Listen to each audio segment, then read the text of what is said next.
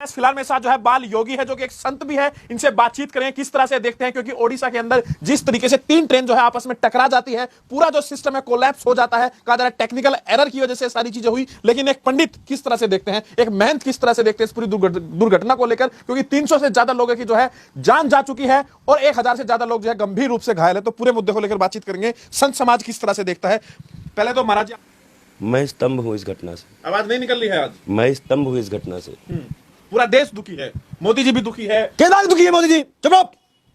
अश्वती जी लगातार अरे जाओ, जिस देश का प्रधानमंत्री 15 लाख का सूट पहनता हो, जिस देश का प्रधानमंत्री हूँ, वहां पे लाशों को कफन नहीं है। आप खुद को थोड़ा संभालिए, जो है संभालिए खुद को। संभालना नहीं होता है, आपको मैं बता दूं, संभालना नहीं होता है। भावुक मत होइए। इस वक्त इस देश में आप समझ जाइए कि मध्य प्रदेश में महाकाल की मूर्तियां टूटी। अब शगुन हुआ। अब शकुन हुआ। क्यों हुआ? शिव शक्ति, शक्ति कौन? नारी, उसका अपमान हुआ। दिल रोता है जब एक बाप अपने बेटे की लाश नहीं पहचान पाता है। लेकिन वहां पर जिस तरीके से लाशों को निकाला जा रहा है, आप एक संत होने के नाते कैसे देख रहे हैं? कई लोग कह रहे हैं मोदी जी को इस्तीफा दे देना चाहिए। लेकिन क्या ये मोदी जी की वजह से हुआ? नहीं, टेक्निकल एरर। 20 साल के बाद, 20 साल के बाद, रोइए मत आप, जो है कुछ 20 साल के बाद इतनी बड़ी घटना इस देश में हुई है। और अगर आपका भी सीना,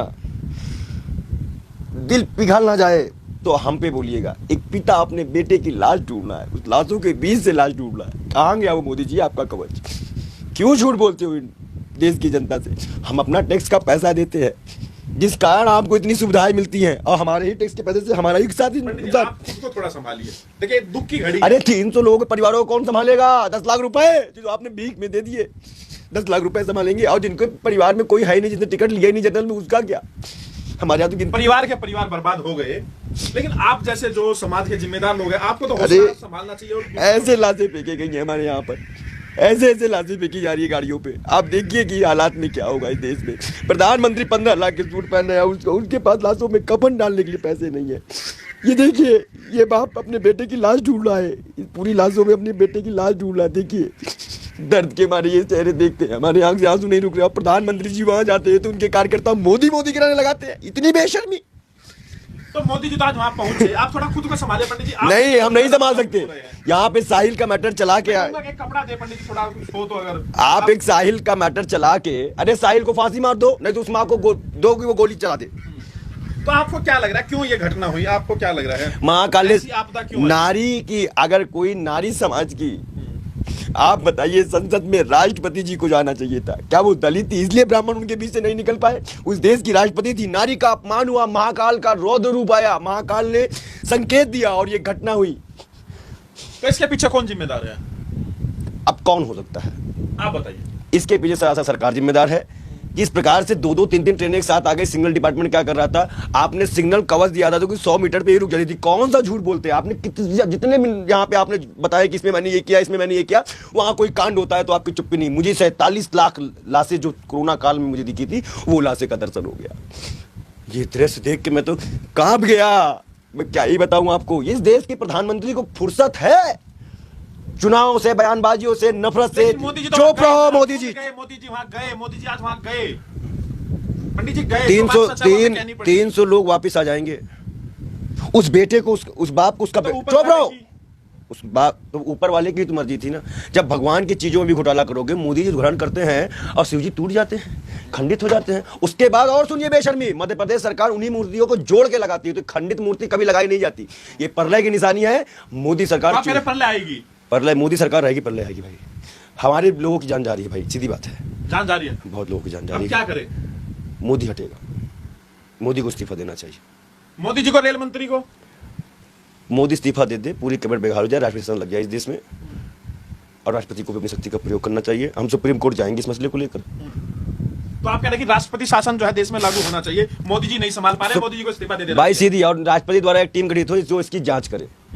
वो तो गठित हो गई जांच के लिए, तो कमेटी का गठन हो गया। केंद्र सरकार ने की है ना, केंद्र सरकार ने की है ना। वो ना करे, राष्ट्रपति करे, कोर्ट, सुप्रीम कोर्ट के जज के माध्यम से इस सरकार के खिलाफ एक फाइल बनाई जाए, इनके सारे घोटाले निकाले जाए। मेरी जनता, जिस प्रकार से मेरी जनता वहां पैसे से लाशें, आप सोचिए, किसी का बेटा नहीं मिला, किसी का बाप नहीं मिला, क्या ही हम बोल पाएंगे, क्या ही हम।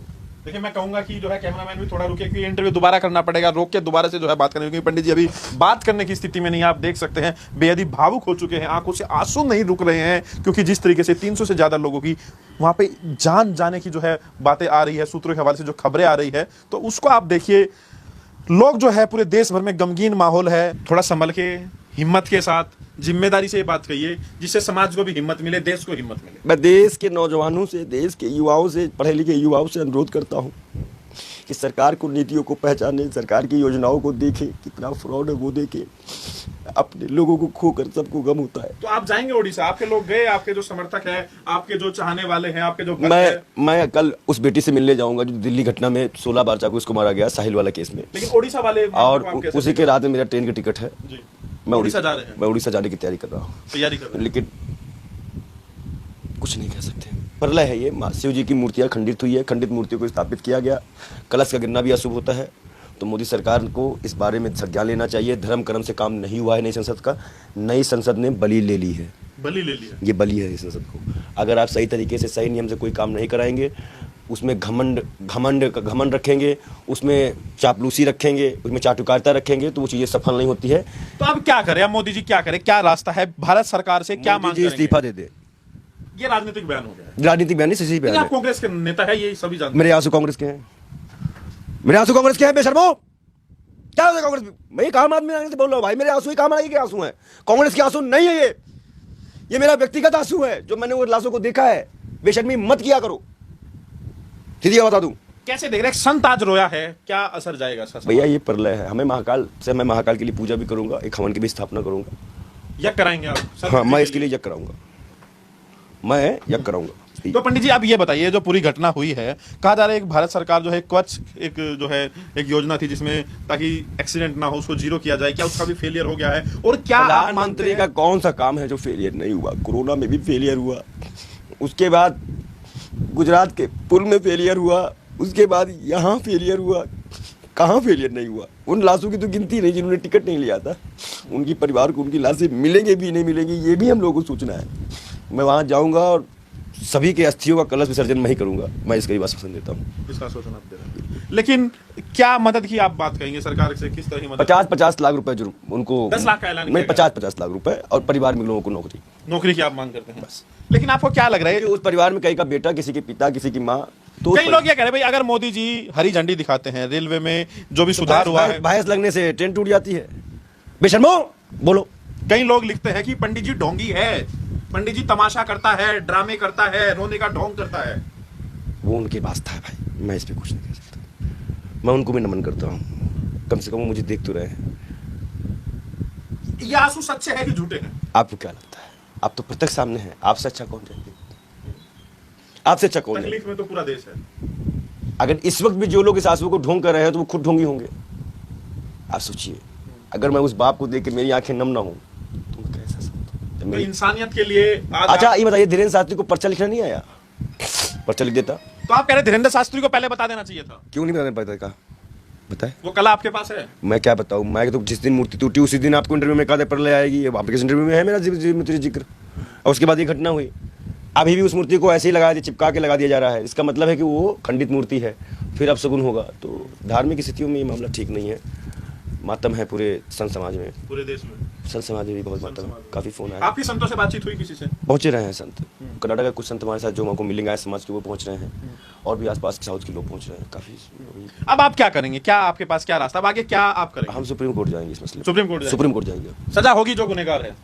ये तो सुप्रीम कोर्ट तय। कौन है गुनहगार, आप किसे मानते हैं? हमें तो लगता है कि प्रधानमंत्री की चूक है, मोदी जी की चूक है। क्योंकि मोदी जी ही रिबन काटते हैं, क्रेडिट हर बात का वही लेते हैं, तो हम मोदी जी। लेकिन आप ये समझ रहे हैं प्रधानमंत्री थोड़ी ना वहाँ पे सिग्नल और सारी चीजें देख रहे हैं। विदेश मंत्री, प्रधानमंत्री मोदी का काम थोड़ी ना है कि मोदी ही हर बात का जिक्र करते हैं, मोदी ही रिबन काटते हैं, मोदी की ही नॉलेज से सब काम होता है।